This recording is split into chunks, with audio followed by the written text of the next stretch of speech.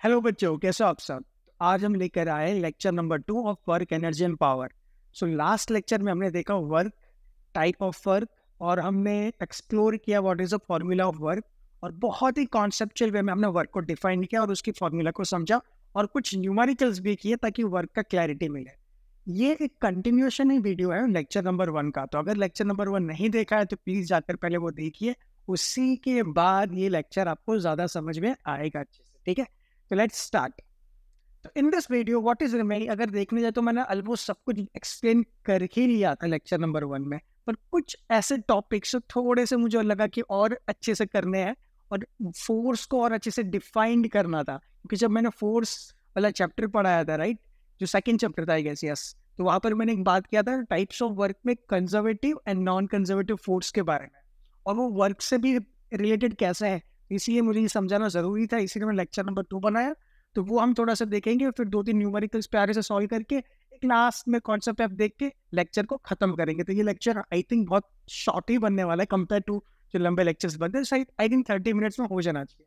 तो without wasting time let's write what is types of work. तो basically हम define कर रहे हैं पहले वर्क डन। मैंने पहले ही बताया work done can be various types, मतलब कौन सा वर्क कर रहे हैं वो ज्यादा इंपॉर्टेंट है, क्योंकि work is not just force into displacement, depending which type of work you are doing, right. यहाँ पर जो वर्क डन कर रहे हैं वो हम देख रहे हैं by force, work done by force. और हम अभी ग्रेड 9 के सिलेबस में फोर्स को कांस्टेंट लेके चलते हैं, ठीक है। जो फोर्स लग रहा है मतलब कांस्टेंट है, ऐसा नहीं कि आपने एक बार लगा के छोड़ दिया या बार बार चेंज कर रहे हो, मतलब कॉन्स्टेंटली अप्लाई कर रहे हो फोर्स, ठीक है। वेरिएबल भी बिल्कुल लग सकता है, वेरिएबल फोर्स भी हो सकता है, यही फॉर्मूला रहेगी। बट जनरली आप ये ग्रेड 11th में देखोगे और ग्रेड 9th में हम कॉन्स्टेंट लेके चल रहे, कॉन्स्टेंट के, क्योंकि ग्रेड 9 बहुत ही बेसिक सा फिजिक्स से डील करता है। सो आई थिंक हम कांस्टेंट फोर्स लेके यहाँ चलेंगे, ठीक है। वर्क डन बाय फोर्स हमने देखा वर्क की एक ही फॉर्मूला है, क्या फॉर्मूला थी, फोर्स इनटू डिस्प्लेसमेंट, ऐसे डिस्प्लेसमेंट नॉट डिस्टेंस, और दोनों की लाइन ऑफ एक्शन सेम होनी चाहिए। पर सर ये बहुत दिक्कत होती है, कभी कभी लाइन ऑफ एक्शन को देखना, ये करना। कोई सिंपल फॉर्मूला है, हमने फॉर्मूला भी डिफाइन कर दिया, work done is force into displacement into cos of theta. और आपको पता है ये फॉर्मूला यहाँ से ही आया है। जो फोर्स अगर लाइन ऑफ एक्शन सेम नहीं है तो फोर्स बन जाता है फोर्स इनटू कॉस थीटा, या डिस्प्लेसमेंट बन जाता है डिस्प्लेसमेंट इनटू कॉस। मतलब कि फोर्स को लाइन ऑफ सेम लाइन में लेके आ जाओ, डिस्प्लेसमेंट क्या, डिस्प्लेसमेंट को सेम लाइन में चले जाओ, फोर्स डिपेंड की सिनेरियो कैसा है, तो फॉर्मूला ये बन जाती है। अगर ये फॉर्मूला बन जाती है, इसमें प्लस माइनस देखना होता है, इसमें लाइन ऑफ एक्शन देखनी होती है, इसमें कुछ नहीं देखना है, जस्ट मैग्नीट्यूड जो है रख दो without putting taking plus and minus. यहाँ पर भी जो मैग्नीट्यूड रख दो प्लस और माइनस देखे बिना। और थीटा क्या है, angle between F and S, मतलब कि फोर्स और डिस्प्लेसमेंट के बीच का एंगल है। और डिफरेंट डिफरेंट वैल्यूज से मैंने कॉस थीटा को डिफाइन किया है, cos 0, cos 90, cos 45, cos 60, cos 180, generally यही एंगल्स रहते हैं, ठीक है। तो वो भी मैंने डिफाइन कर लिया था लास्ट लेक्चर में, तो आप प्लीज एक बार देख लोगे तो आपको ये प्योरली समझ में आएगा। ये कॉन्सेप्चुअल फॉर्मूला, ये भी कॉन्सेप्चुअल है, बट यहाँ से ही आई है, ये मेन है, यहाँ से डिराइव हुई है। तो ये फॉर्मूला याद कर लोगे, every question will be solve for work. चलो ठीक है, तो हमने ये देखा कि work is done bye a force, इसकी ये फॉर्मूलाज लगती है। Work can be done by various of things.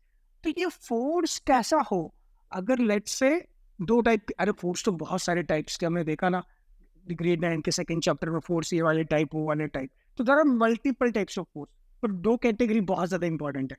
First category is conservative force. कौन सी, कंजर्वेटिव फोर्स।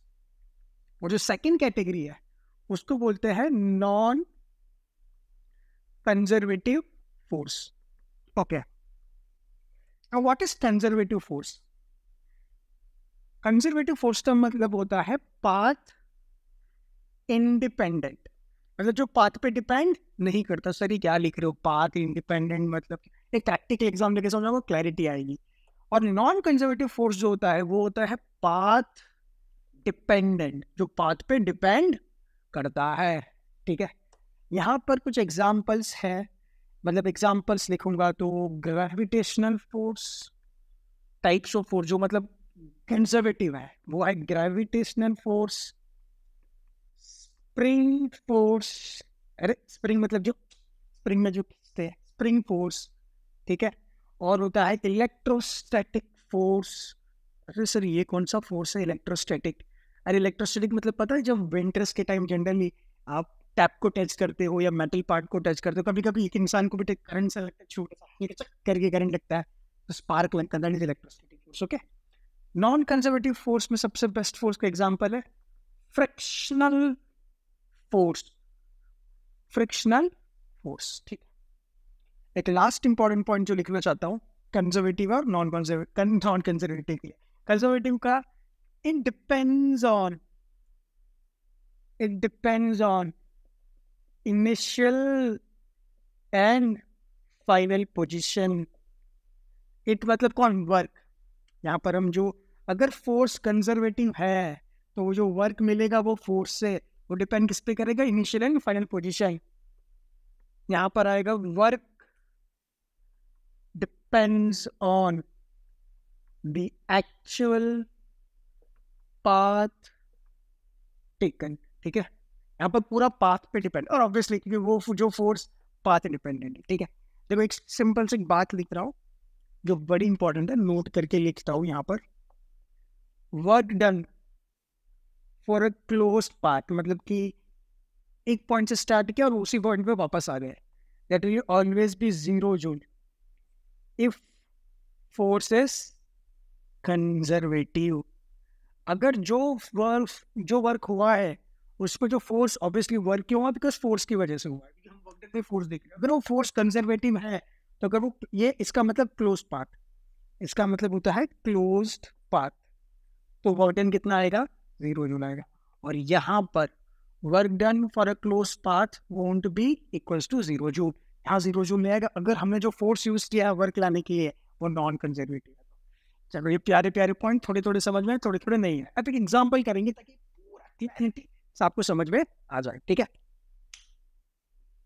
ओके बच्चों, तो लेट्स टेक एन एग्जांपल, जो मैंने बोला था कि एग्जांपल लेके चलेंगे। मान लो हम ए से बी जा रहे हैं, ठीक है, ए से बी, और then we go from B to C. Okay, we need to find, let's say A से बी है 2 मीटर, बी से सी है 2 मीटर, हमें वर्क डन फाइंड करना है। And the force that we are using is gravitational force.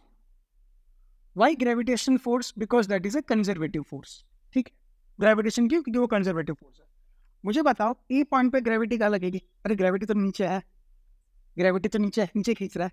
अगर हमारा particle ये है, देखो हमारी कार है, मतलब ये वाली है ना, कार से जा रही है ए से B, then B to C, car पे ग्रेविटेशन फोर्स क्या लग रहा है? यहाँ पर नीचे लग रहा है, एफ जी मानो।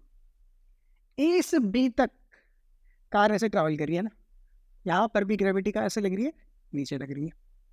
मुझे बताओ work done from A to B on car by gravitational force. ये वर्क डन तो बहुत सारे फोर्स से होता है यार, हमें ग्रेविटेशन फोर्स ने क्या काम किया ए से बी जाने में? हम बोलेंगे ए से B gravitational force F force into displacement into cos theta. अरे कि फॉर्मूला रखे खत्म, कोई लाइन ऑफ एक्शन कुछ नहीं देखेंगे, F S cos theta. F कितना है? एम जी रखती है, तो एम जी होता है, फोर्स क्या होता है? Mass into acceleration, M G होता है, बट ठीक है हम एफ जी रखेंगे। डिस्प्लेसमेंट कितना हो रहा है? 2 metres. And what is the angle between them? 90, cos 90। और we know what is cos 90 का वैल्यू? 0। वर्क डन कितना है? 0। और ऑब्वियसली बात है ना, जो 2 मीटर ए से बी कार चली, वो ग्रेविटी ने कुछ हेल्प नहीं किया उसमें, ना हेल्प किया ना कुछ प्रॉब्लम क्रिएट की, दैट इज परपेंडिकुलर ए से बी। तो सर 2 मीटर कैसे चली? 2 मीटर चली है भाई कोई और फोर्स की वजह से, मे बी इंजन ने फोर्स प्रोड्यूस किया उसकी वजह से, ग्रेविटी ने कुछ हेल्प नहीं किया, तो आंसर आया 0 जी। बहुत बढ़िया। चलो अब बी से सी बोलो, बी से सी क्या होगा?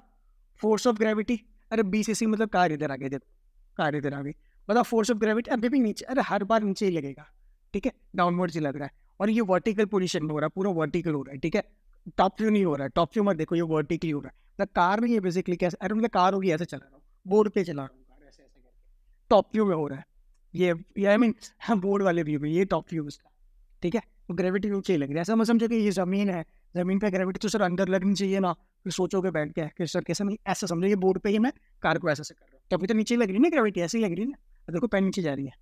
हाँ समझ गया, ठीक है, हाँ ठीक है, बढ़िया। तो force of gravity multiply displacement, कहाँ से कहा? बी टू सी वाला। हाँ डिस्प्लेसमेंट कौन सा आया था? ए टू बी, बढ़िया, बी टू सी वाला डिस्प्लेसमेंट, और कॉस थीटा। मुझे बताओ ग्रेविटी कहाँ लग रही है? नीचे नीचे। डिस्प्लेसमेंट कहाँ हो रहा है? ऊपर हो रहा है। बढ़िया। What is force of gravity? FG ले लो। डिस्प्लेसमेंट कितना? यहाँ से 2 मीटर। कोई प्लस कोई माइनस नहीं, क्योंकि हम F S cos theta use करें, डायरेक्ट फॉर्मूला, आंसर करेक्ट आएगा। चलो, what is the angle? Displacement ऊपर, फोर्स नीचे, कितना एंगल है? 180 degree. Cos 180। What is cos 180? क्या है कॉस 180 का वैल्यू? -1। सर याद नहीं है तो लास्ट लेक्चर देख लो। कॉस 180 -1 -2 एफ जी। ठीक है, कितना आ गया? Work done from B to C -2 F G joule. बढ़िया। अब मुझे बताओ ए से बी, बी टू सी, तो हमने फाइंड किया टोटल वर्क कितना होता है? बताओ। A B plus B C. A B कितना है? 0, और ये कितना? -2 एफ जी। टोटल कितना है? -2 एफ जी। किसी को doubt? -2 F G total work. Now the point is, हमने क्या बोला कि अगर work done by conservative force है, work done by conservative force है, वो इनिशियल और फाइनल पोजीशन पे डिपेंड करता है, वो पाथ पे डिपेंड नहीं करता। मुझे पता है इनिशियल पोजीशन कहाँ पर है? ए। फाइनल पोजीशन कहाँ पर है? सी। ठीक, अब इसको साइड में रखते हैं, इसी को सॉल्व करते हैं। ठीक है, I will find directly work done from A to C. A पे यहाँ, सी पे यहाँ। फोर्स ऑफ ग्रेविटी कहाँ है? नीचे। ए टू सी, अरे ए टू सी मतलब ये वाला पाथ। अगर हम ए टू सी डायरेक्ट पाथ में चलते हैं, ए टू सी डिस्प्लेसमेंट ए से सी इतना ही बराबर, ये वर्टिकल वर्टिकल बिल्कुल बराबर। तो फॉर्मूला क्या है? F S cos theta. What is theta? Angle between F and S. ये एफ यहाँ पर है, एस यहाँ पर है, तो बेसिकली ये थीटा होगा। और ये इजी निकल सकता है, पर उसके लिए ट्रिग्नोमेट्री लगती है। पर सर हमें थोड़ी ट्रिग्नोमेट्री आती नहीं, 10th में पढ़ेंगे, अभी थोड़ा सा प्रॉब्लम होगा। तो काम करो ना, यहाँ पे थीटा वाला फॉर्मूला यूज मत करो। क्यों? क्योंकि थीटा 90 या 180 या जो मैंने वैल्यूज दी, वो वाला थीटा नहीं आएगा, कुछ अलग थीटा आएगा। इसलिए डायरेक्टली फॉर्मूला यूज करो, basic force into displacement. Line of action same होनी चाहिए। हाँ, कंडीशन से लाइन ऑफ एक्शन सेम। मुझे बताओ फोर्स कहाँ लग रहा है? एफ जी नीचे, नीचे लग रहा है। ठीक है, मैं मानता हूँ जो ऊपर लग रहा है वो पॉजिटिव, जो नीचे लग रहा है नेगेटिव, क्योंकि अब सब देखना पड़ेगा, plus minus line of action सब देखना पड़ेगा। ये फॉर्मूला जब लगा तो कुछ नहीं देखना है, ये फॉर्मूला एकदम रेडी है। एफ तो कितना लगे? -F G. डिस्प्लेसमेंट का ऊपर हो रहा है, ऊपर, पर लाइन ऑफ एक्शन सेम नहीं है। लाइन ऑफ एक्शन तो ये होनी चाहिए, है ना? फोर्स ऐसे नीचे जा रहा है तो उसी की लाइन ऑफ एक्शन होना चाहिए, पर डिस्प्लेसमेंट तो यहाँ लग रहा है।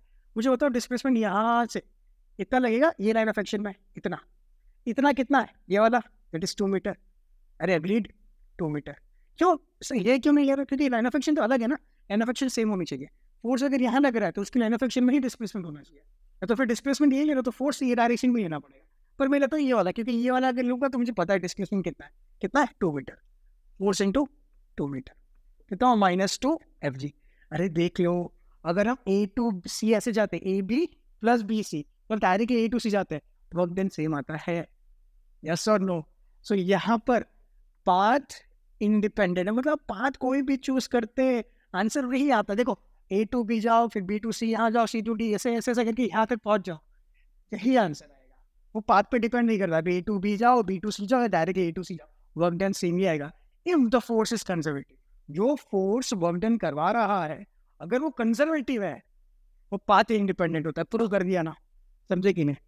बढ़िया, मजा आया। ठीक है, समझ आ गया है वो? ओके बच्चों, तो हमने ये देखा अगर ए टू बी जाए फिर वर्क डन बी टू सी जाए तो आंसर आता है -2 एफ जी जूल। ठीक है, -2 एफ जी जूल। और डायरेक्टली अगर ए टू सी जाए तो भी आंसर आता है -2 F G joule. But let's say हमने ए से स्टार्ट किया, बी तक गए, बी से स्टार्ट किया, सी तक गए, और सी के बाद ए पे आ गए वापस, मतलब ए टू ए, मतलब ऐसे ए से बी, बी टू सी, और सी से ए, वापस ए पे आ गए। तो लेट्स से क्या वर्क डन होता है? देखो, work done A to B plus work done B to C plus work done C to A, कितना होता है? ठीक है, ए टू बी कितना वर्क है? 0 जूल। बी टू सी हमने फाइंड किया, कितना आ रहा है? -2 F G joule. Plus C to A to C, अगर -2 एफ जी है तो सी टू ए क्या होगा? +2 एफ जी। करेक्ट? देखो क्या आ रहा है? 0 जूल। यही तो मैंने स्टेटमेंट लिखा था, याद है आपको? Work done for a closed path if the force is conservative, total work done is 0 joule. मतलब कि अगर आप एक पॉइंट से स्टार्ट करते हो और उसी पॉइंट पे आ जाते हो, और अगर फोर्स जो वर्क करवा रहा है वो कंजर्वेटिव है, तो वर्क डन होगा 0 जूल। मजा आएगा। ठीक है, मतलब आपने ए से शुरुआत करी, बी से गए, बी से सी, वापस से पर आगे, इनिशियल भी है, फाइनल भी है, अपना वर्क कितना किया? 0। सर हमने तो वर्क किया। कंजर्वेटिव फोर्स है तो कोई वर्क नहीं है, कंजर्वेटिव फोर्स बोलेगा 0 जूल। समझे कि नहीं? चलो बढ़िया। Okay, let's go for the non conservative. यही चीज़ हम नॉन कंजर्वेटिव के लिए फटाफट समझ लेते हैं। ओके, ओके बच्चों, तो अब let's see for non conservative force. अगर हमारा फोर्स इज नॉन कंजर्वेटिव, वही चीज लेते A to B, B to C, ठीक है। Let's say A to B non conservative मतलब which force will take here the work is done by which force, let's say frictional force, है ना। Last time हमने force कौन सा लिया था, gravity. Gravity is not conservative, non conservative में gravity नहीं ले सकते ना, फ्रिक्शन लेंगे। मुझे बताओ, अगर ये गाड़ी है ऐसे जा रही ए से बी, ठीक है, ए से बी, ये सेम 2 मीटर 2 मीटर, तो ए से बी जब जाएगी फ्रिक्शन कैसे लगेगा, ऑपोजिट लगेगा, फ्रिक्शन ऐसे डायरेक्शन में लगेगा। डिस्प्लेसमेंट क्या हो रहा है, ये वाले डायरेक्शन में ना, यहाँ से जाओगे तो डिस्प्लेसमेंट यही डायरेक्शन में, फ्रिक्शन ऑपोजिट डायरेक्शन में। फटाफट लिखो, work done by A B कितना होगा, एफ एस कॉस थीटा। फटाफट फॉर्मूला लगाओ कि डायरेक्ट आंसर मिलेगा। फोर्स कहाँ पर है, यहाँ। लेट्स से मैं ये मानता हूँ कि अगर ऐसे जा रहा हो तो positive, right side positive, left side negative. मैंने बोला था ना ऊपर पॉजिटिव नीचे नेगेटिव, जनरल साइन कन्वेंशन। आप उल्टा बिल्कुल ले सकते हो, यहाँ माइनस यहाँ प्लस, पर जनरली हम यहाँ पर प्लस लेते हैं, यहाँ माइनस, ऊपर पॉजिटिव नीचे नेगेटिव, आपकी मर्जी बाद में। F force force force force formula जब लगाओगे तो प्लस माइनस नहीं देखना है, ठीक है। फोर्स कितना, एफ, फ्रिक्शनल फोर्स, तो एफ ही लेते हैं, ठीक है, फ्रिक्शनल। डिस्प्लेसमेंट कितना हो रहा है, 2 metre. What is the angle, angle कितना, अरे देखो ये एंगल 180। चलो 180 ऐसे दोनों, अरे देखो फोर्स यहाँ पर, डिस्प्लेसमेंट यहाँ पर, ये दोनों का एंगल, जब दोनों सेम डायरेक्शन में होते तो जीरो एंगल होता। cos 180, व्हाट इज 180, माइनस, तो माइनस 2 एफ एफ जूल, ठीक है। ए टू बी इतना हुआ।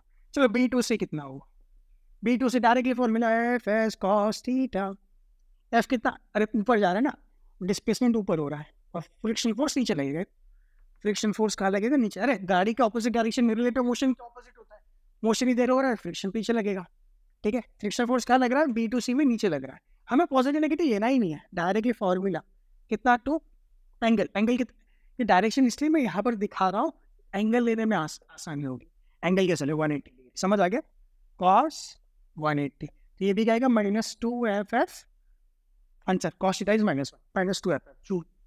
ये यूनिट लिख लें, जूल, ठीक है। ये हो गया A to B, A to B to C. तो टोटल वर्क कितना हुआ, ए से बी, बी से C, total -2 -4 F F, sorry F F joule, इतना वर्क हो गया। चलो बढ़िया, समझ में आ गया। टोटल ए से बी, बी टू सी। चलो हम डायरेक्टली जाते हैं ए टू सी, ए से बी, बी टू सी नहीं, ए टू सी जाते हैं, ए टू सी, ठीक है। ए टू सी कैसे जाए अभी, फ्रिक्शन फोर्स कहाँ लगेगा, ऐसे लगेगा, यहाँ पर ऑपोजिट डायरेक्शन में, ठीक है। तो लाइट से F S cos theta, F S cos theta ले ले, नहीं सर थीटा यहाँ पर गड़बड़, क्या करें लास्ट टाइम की तरह, क्या यूज़ करेंगे, ए टू सी के लिए फोर्स इंटू डिस्प्लेसमेंट और लाइन ऑफ एक्शन वाला कॉन्सेप्ट यूज़ करेंगे। हम मानेंगे ये इरेज कर रहा हूँ, प्लस माइनस आपको पता ही है, ठीक है। तो हम मानेंगे फोर्स यहाँ पर स्ट्रेट पाथ ये ले लेते हैं, हम ये नहीं लेंगे, ये वाला पाथ ले लेंगे। तो हम डिस्प्लेसमेंट बेसिकली ये ले लेंगे, हम जा तो इधर ही रहे बट डिस्प्लेसमेंट हम ये ले लेंगे, ताकि एटलीस्ट फोर्स और डिस्प्लेसमेंट सेम डायरेक्शन में आ जाए, ठीक है। ये वाला कार, फ्रिक्शन फोर्स कहाँ लगेगा, नीचे लगेगा, डिस्प्लेसमेंट कहाँ हो रहा है, ऊपर हो रहा है, ठीक है। तो फोर्स कितना नीचे जा रहा है ना, तो माइनस, डिस्प्लेसमेंट का ऊपर जा रहा है ना, मल्टीप्लाई, तो कितना आंसर है, -2 एफ एफ जूल। अब मुझे बताओ, ए टू बी जाएंगे फिर बी टू से जाएंगे तो कितना हो रहा है वर्क, -4 एफ एफ, पर ए टू से डायरेक्टली गए तो कितना हो रहा है, -3 एफ एफ। तो क्या सेम हो रहा है, नहीं, तो it is path dependent, path dependent. और लेट्स से अगर ए से स्टार्ट करके वापस ए पर आता हूँ, A to B plus B to C plus C to A to B कितना वर्क लग रहा है, -2 F F, B to C कितना हो रहा है, -2 एफ एफ, ठीक है। सी टू, ए टू से अगर -2 तो वो क्या होगा, +2 एफ एफ। चलो ये कैंसिल हो गया, तो ये आंसर क्या है, -2 F F, it is not equal to 0। मतलब अगर ए से घूम के वापस ए पर आए और हमारा वर्क जो हो रहा है वो अगर नॉन कंजर्वेटिव फोर्स के एंड से हो रहा है तो 0 जो नहीं होता है, work will be there. Is this clear everyone, समझ में आ गया। तो जो भी मैंने पहले पॉइंट्स लिखाए थे बस उसको समझ लो, और इसके लिए मैंने ये प्रूफ दे दिया। I hope this part is very much clear now. So conservative force, non conservative force का डेप्थ आपको समझ आ गया। वैसे ग्रेड 9 की सिलेबस में इतना है ही नहीं है, बट मैंने बोला था कि फोर्स के 2 और टाइप्स होते हैं, कंजर्वेटिव, नॉन कंजर्वेटिव, और आपको मैं डिटेल में एक्सप्लेन करूंगा in later on videos, in especially in this chapter. तो इसलिए मैं आपको पढ़ाया, इसलिए मैंने आपको एग्जाम्पल्स भी दिए। अगर ज़्यादा समझ में नहीं दिया है और आपको वो पॉइंट्स थोड़े से हिट कर गए तो बहुत अच्छी बात है। यहाँ पर जो ओलंपियाड लेवल का प्रिपरेशन और आगे जाके जेई या नीट का प्रिपरेशन करना चाहते हैं तो ऑब्वियसली इनको ये समझना जरूरी है। ठीक है बच्चों? ओके बच्चों, so let's solve some beautiful numericals, simple NCERT reference book के न्यूमेरिकल्स, और चैप्टर को, ये टॉपिक को खत्म करते हैं। ठीक है? So first question is, a force of 5 Newton is acting on an object. The object is displaced to 2 meter in the direction of force. तो मान लो ये ऑब्जेक्ट होगा, ठीक है? यहाँ पर फोर्स एक्ट कर रहे हैं, कितना एक्ट कर रहे हैं? 5 न्यूटन, और उसी डायरेक्शन में डिस्प्लेसमेंट हो रहा है कितना? 2 मीटर। तो दोनों का सेम डायरेक्शन, थीटा कितना होगा? 0 डिग्री। ठीक है? तो what is the work done? Work done by this force F S cos theta. Direct formula लगाओ, कोई लाइन ऑफ एक्शन कुछ नहीं देखना। वो कब देखना? जब थीटा है पता ना। F S cos theta, F कितना है? 5, डिस्प्लेसमेंट कितना है? 2, कॉस कितना है? 0। What is cos 0? ये पता होना चाहिए। कॉस 0 कितना? 1, 10 जूल। और सर हमारे तो क्लास टीचर ऐसा कुछ नहीं, कि स्कूल टीचर ऐसा कुछ नहीं करवाती है, वो तो बोलती है 5, 2 दोनों सेम डायरेक्शन। हाँ तो ठीक है ना, दोनों same direction, theta 0 cos is 1, ये लॉजिक है। ठीक है? अगर ये ध्यान रखोगे तो कोई भी न्यूमेरिकल छूटेगा। ओके, ठीक है, done done done. Let's go for the next numerical. Second numerical. What is second numerical? A potter lift a luggage of 15 kilogram from the ground. Let's say ये ground होगा, ये luggage होगा, ये हमारा Potter मतलब coolie. ठीक है? Luggage उठा के अपने सिर पे रखेगा। कितना है मास? 15 किलो। कितनी हाइट से खींच रहा है? 1.5 metre, right? 2 metre, so 1.5 metre, 1.5 metre. Calculate the work done by him. कितना वर्क करेगा मुझे बताओ। पहले तो मास इतना है, ग्रेविटी कितना करेगी? फोर्स लगाएगी, ग्रेविटी बोलेगी मैं वेट लगाऊंगी कितना? Mass into gravity. इसीलिए कैसा है पता है ना आपको? Force is mass into acceleration, और acceleration is due to gravity, तो mg। ठीक है? फोर्स वाला चैप्टर पढ़ा होगा तो ये पता होगा। कितना फोर्स? 15।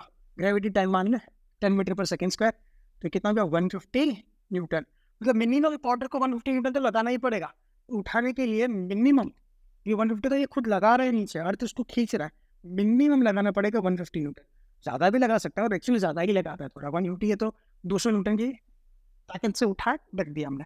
हम नहीं इसलिए 200 न्यूटन, वी डोंट नो कितना लगा है, हम मिनिमम लेके चलेंगे 150। अगर अर्थ खींच रहे तो 150 वो लगा रहा होगा, यहाँ पर ऊपर लगा कि ऐसे ही खींचेगा ना, ऐसे सामान खींचा 150 न्यूटन।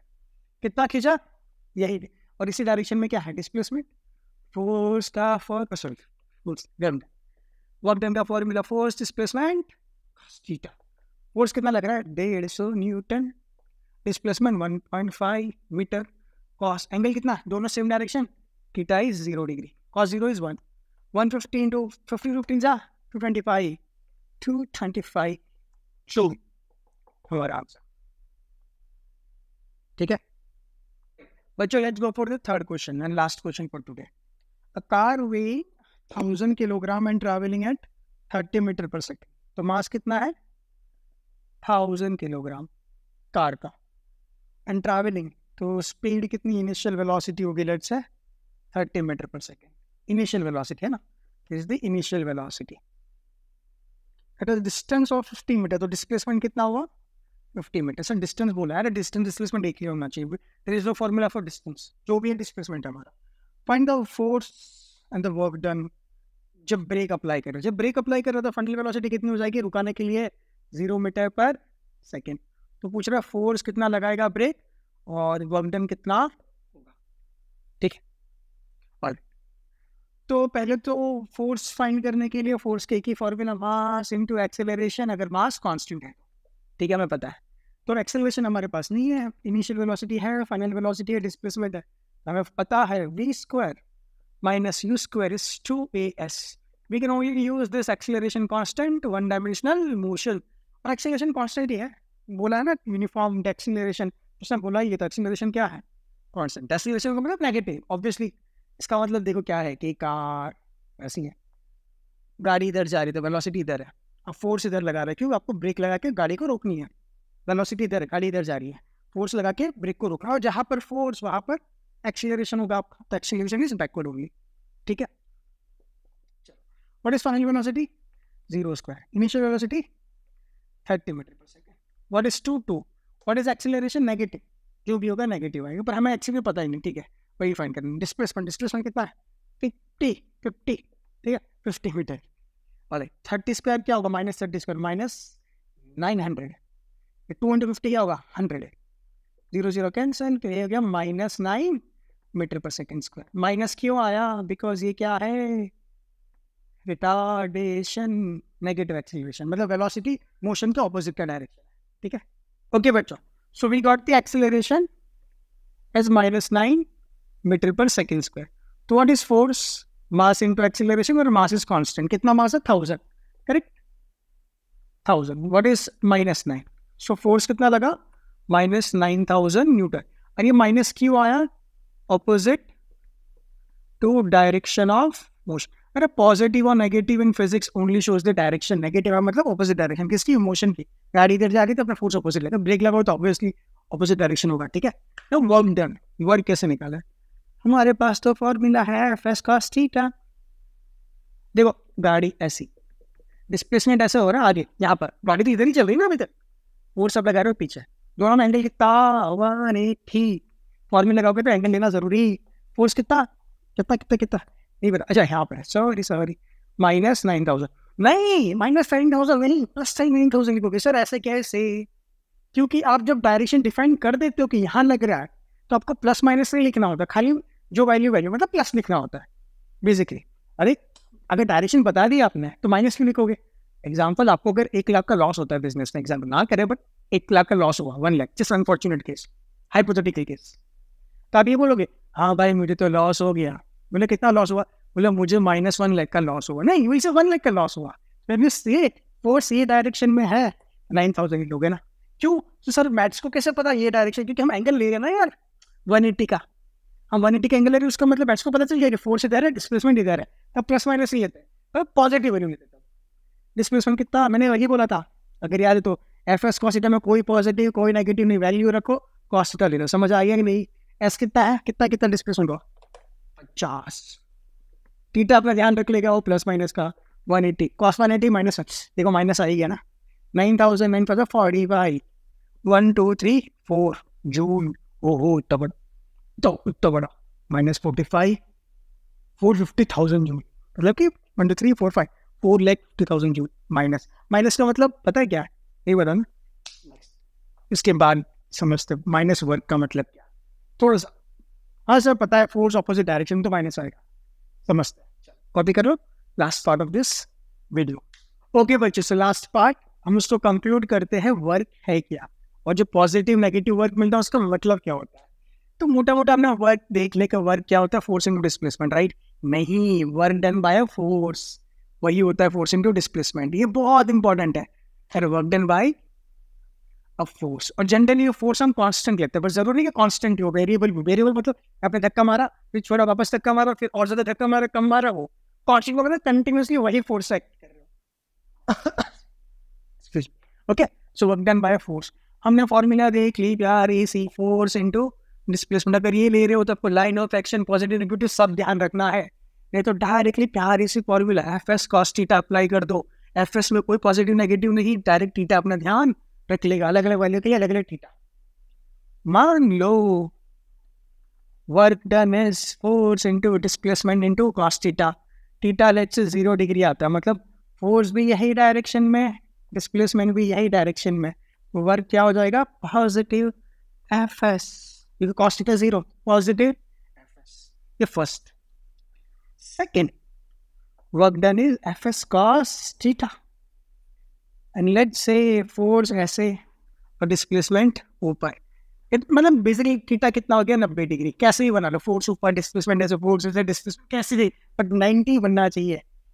तो हमारा वर्क डन क्या होगा, cos 90 क्या होता है, 0, तो वर्क डन कितना हो गया, 0 जूल, या F(s) जूल, ठीक है। थर्ड कैटेगरी, ये सेकंड था, third category, work done is F(s cos θ), let's say force इधर डिस्प्लेसमेंट उधर, ऐसे किससे पॉसिबल है, फोर्स इधर डिस्प्लेसमेंट इधर, ठीक, मैथ्स लगाओ ना। अरे एंगल कितना हो गया अभी, थीटा हो गया 180, फोर्स हो गया पॉजिटिव नेगेटिव कुछ नहीं है ना, फोर्स को जस्ट पॉजिटिव नेगेटिव कुछ नहीं है, मतलब पॉजिटिव हो जाना ऑब्वियसली।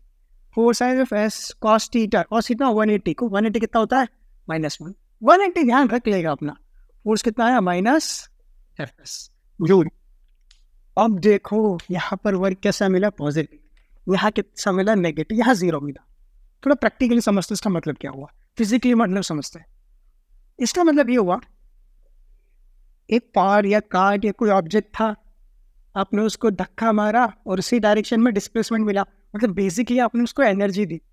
देखो वेलोसिटी जीरो थी पहले, फिर गाड़ी की वेलोसिटी, एक ऑब्जेक्ट है रखा है यहाँ पर, एक ऑब्जेक्ट रखा है, उसकी वेलोसिटी जीरो है, फिर आपने धक्का मारा, फोर्स लगाया, उसी डायरेक्शन में डिस्प्लेसमेंट हो गया, उसके पास वेलोसिटी आ गया, काइनेटिक एनर्जी आ गया, पोटेंशियल भी आया होगा, मतलब एनर्जी आ गया बेसिकली।